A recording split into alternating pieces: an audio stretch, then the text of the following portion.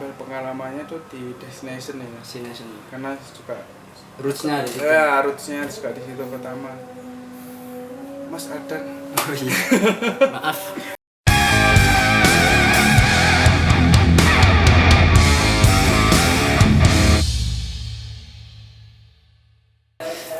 Assalamualaikum warahmatullahi wabarakatuh. Dalam video kali ini saya akan berinteraksi mewawancarai salah satu penggiat bisnis di Kota Malang, pemilik salah satu pengusaha konveksi di Kota Malang. Mungkin yang pertama bisa dikenalkan terlebih dahulu. Nama saya Adam Lazwardi Prabowo, bisa dipanggil Adam. Ya, beliau ini adalah salah satu CEO ya dari Praja Garmen.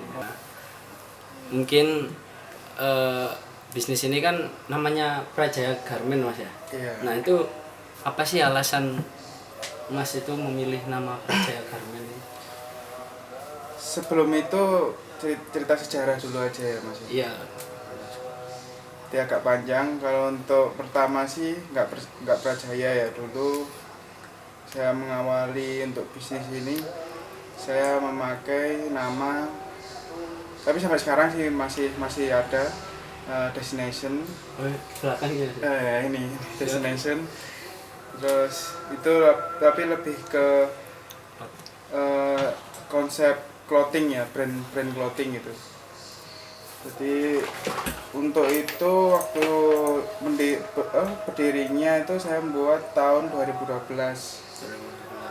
Saya SMP.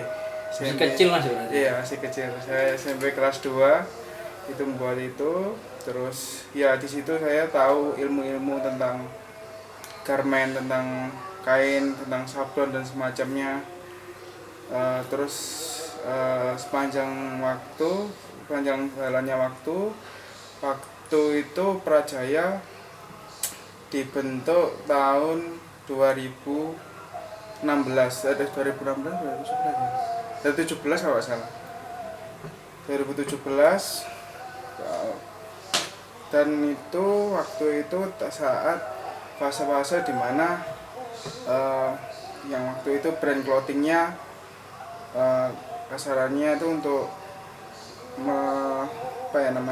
membackup brand clothing itu, karena saat itu fase-fase di mana pasar brand clothing itu menurun gitu ya, lesu gitu. Terus saya berinisiatif untuk membuka bisnis baru itu di maksudnya di konsep jasa konveksi Prajaya itu, karena kalau untuk namanya itu kayak sebuah rencana dibuat klan gitu ya, klan keluarga.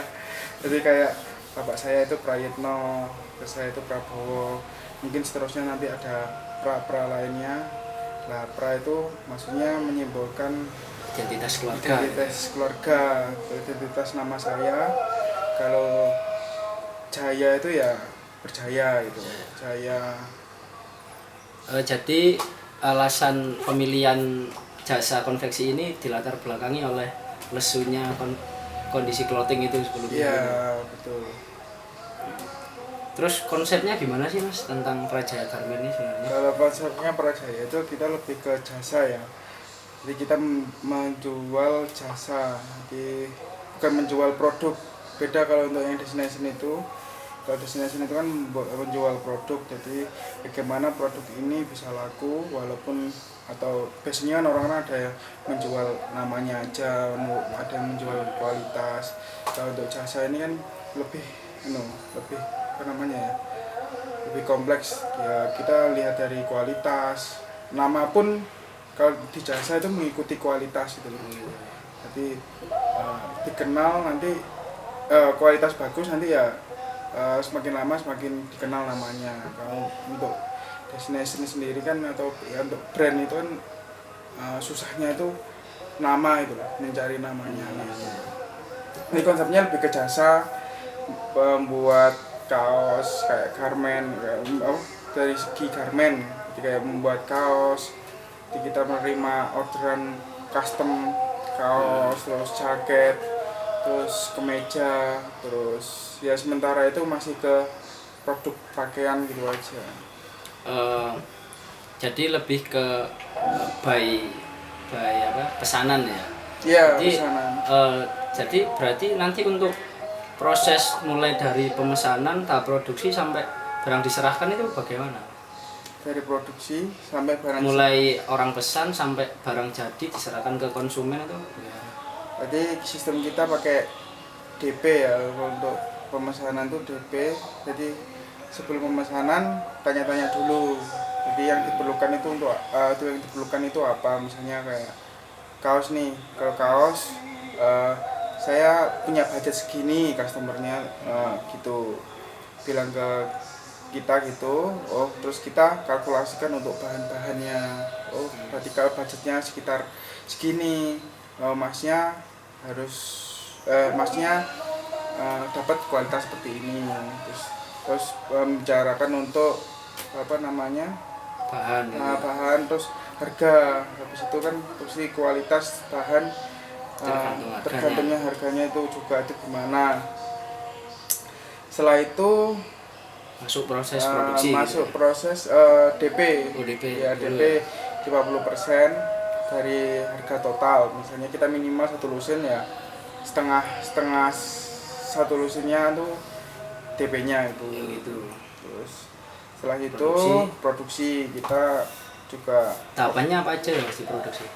Tahapannya ya, kalau tahapannya apa lah bahasa Indonesia itu? Kulak ya apa?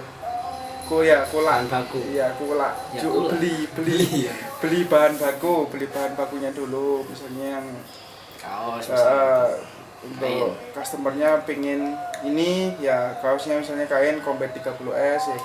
Pertama kita kain dulu, beli kain.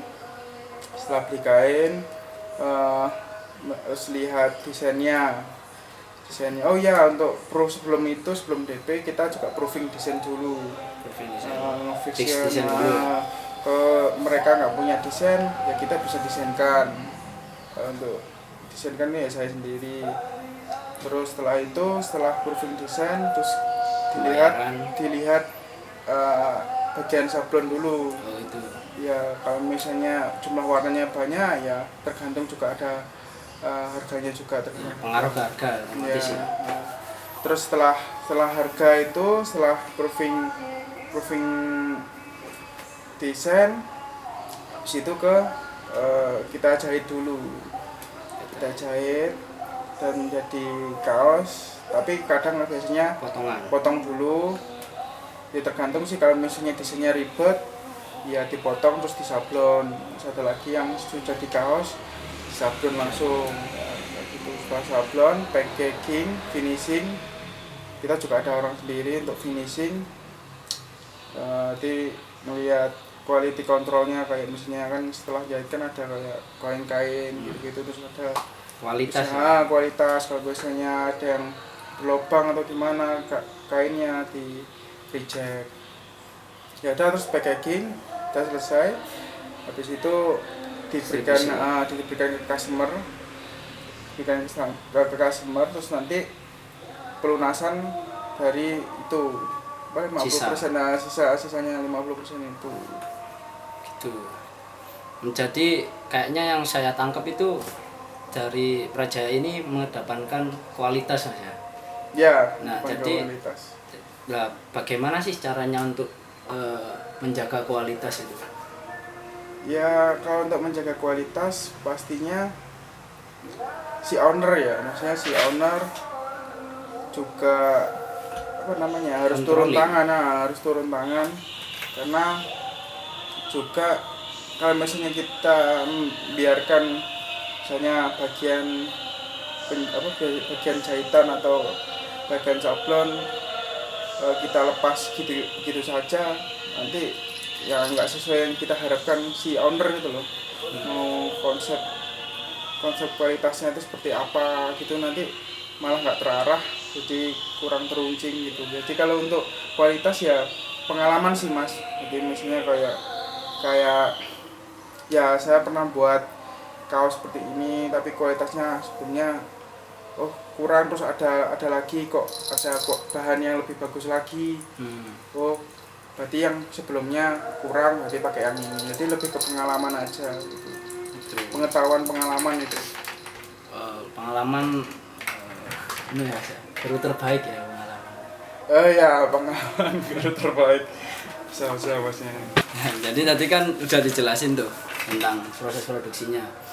Terus sekarang lebih ke mekanisme tentang promosi sih Mas. Bagaimana tentang membangun sebuah karakter brand itu sendiri gitu. Menurut ini yang destination dua-duanya itu ya. Praijaya dulu lah. Praijaya dulu ya.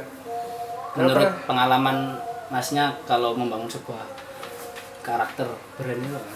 Kalau untuk membangun sebuah karakter brand, kebetulan kita tuh muncul memang dikala istilahnya musimnya kayak konten kreator kayak gitu-gitu. Di bidang kita itu yang untuk Praijaya Konveksi masih belum ada untuk kayak istilahnya kayak lebih dikonsentrasikan untuk kontennya itu loh.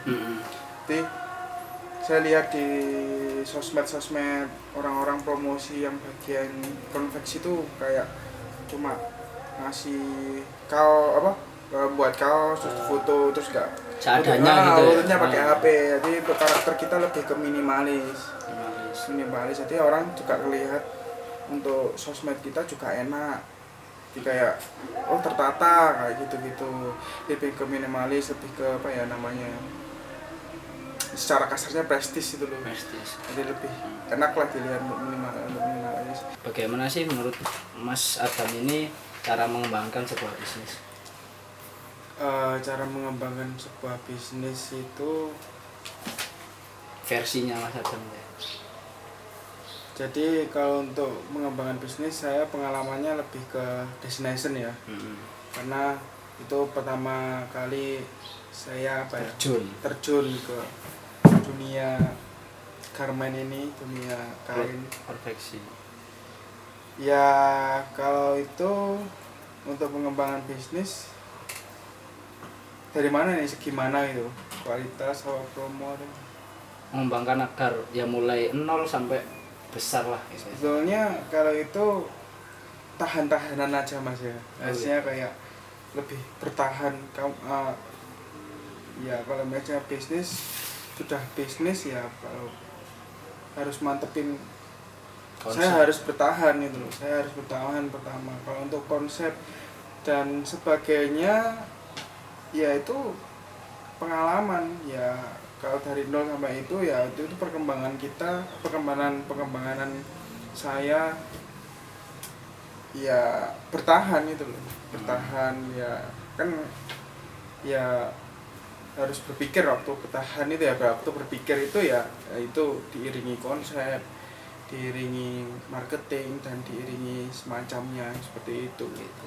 Jadi nggak bisa kalau untuk saya dari clothing ini pengembangannya ini seperti ini, saya explainkan desain-desain seperti ini terus diterapkan ke orang yang mau buat makanan. Nggak bisa karena dia juga jalannya juga beda. Kalau saya lebih ke situ. Kalau untuk gini, kalau untuk biar sama biar bisa menerapkan itu lebih ke manajemennya saja, lebih ke situnya aja. Jadi lebih ke bagaimana survive di bisnis itu ya. Ya, kita manajemennya itu harus sama promosi. Ya, promosi itu. Terus untuk promosinya gimana caranya? Kayak misal mengambil hati konsumen atau mengambil kepercayaan konsumen, itu gimana promosinya? Kalau dari Praijaya sendiri kita lebih melayani ya. Kalau untuk jasanya lebih melayani. Kita melayani terus mau konsumen itu mau minta apa, mau apa itu ya kita siap menjawab gitu. Jangan kita lebih nomor satukan konsumen. Terus bagaimana konsumen tuh kita juga selain itu ya juga mengedukasi juga biar konsumen tahu kalau yang bahan ini untuk apa, terus bahan ini untuk segi enaknya untuk apa gitu. Jadi antara kita dan konsumen itu klik ya. Ya, klik. klik gitu. Jadi enggak, ya konsumen juga sebagai teman gitu. Itu lebih ke situ. Jadi ya terutama diutamakan pelayanan gitu. Iya, pelayanan. Terus kalau untuk kualitas kan ya dari kita sendiri. Bagaimana cara sistem menggaji karyawannya itu kayak gimana kalau di sini? Saya jelasin lebih ke kantornya ya, ke manajemen orang-orang kantornya itu. Kalau yang selain itu biasanya borongan atau gimana.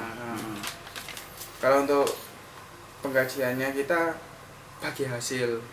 Bagi hasil. Iya, bagi hasil lagi kayak persen gitu, lebih ke persen. Untuk saat ini kita ya saya juga lihat tuh gimana sih nanti ini bagi hasil bisa dikembangkan lebih besar lagi enggak. Kalau ini kan kita lagi di tahapan maksudnya apa ya, menengah gitu loh ya. Untuk kita tahapan menengah. Kalau misalnya sebesar misalnya seumpama insya Allah kalau sebesar korporasi atau gimana bagi hasil ini ya itu lebih ke persenan gitu. Jadi semakin banyak semakin iya, soalnya semakin banyak orderan, semakin gajinya semakin tinggi. Jadi lebih adil gitu menurut. Iya, kalau misalnya salah satu nggak kerja atau salah satu atau gimana itu ngaruh untuk kinerjanya perusahaan ini. Jadi kalau semua sama-sama kerja, semua sama bareng-bareng untuk mengembangkan perusahaan ini, ya itu setimpal dengan diusahakan itu. Seperti itu. Oke, terus permasalahan apa sih yang selama ini dihadapi di bisnis bidang pakaian ini? Kalau permasalahan saya pernah ngalami fase-fase di mana pasar ini permintaannya banyak gitu. Kayak di destination itu dulu tahun 2012 itu sempat tinggi-tingginya tuh. Rame-ramenya gitu. 2013 jadi kayak PO pun itu laku. Jadi PO itu pun laku. Jadi kayak kita buat desain sebisa mungkin ya bukannya menjelekan ya, maksudnya seadanya gitu loh. Nggak perlu yang dipikir gitu. Nggak perlu gimana di sana harus itu laku tahun 2012 2013. Permasalahannya di tahun 2015. Jadi tahun 2015 itu memang fase-fase sulit-sulitnya clothing sampai tahun 2017 2018 itu ya masih fase itu menurunnya pasar karena saya lihat sendiri pun juga si konsumen ini sudah beralih gitu loh. Ini ada pertanyaan tambahan sih tentang industri 4.0. Nah, ini dari bisnis pakaian Mas Adam ini mungkin bagaimana sih pendapatnya atau ada cara untuk menanggapi industri yang serba digital kayak saat ini? Oh, kalau itu ya kita lihat kayak usaha-usaha sekarang sudah mulai shifting ya, maksudnya berpindah konsep berpindah mengikuti teknologi. Seperti kita lihat kayak Bukalapak, Shopee, terus Tokopedia itu kan juga termasuk mengikuti teknologi perkembangan industri ya, teknologi sekarang. Ya untuk pendapat saya memang harus sekarang tuh tidak lagi menjual produk.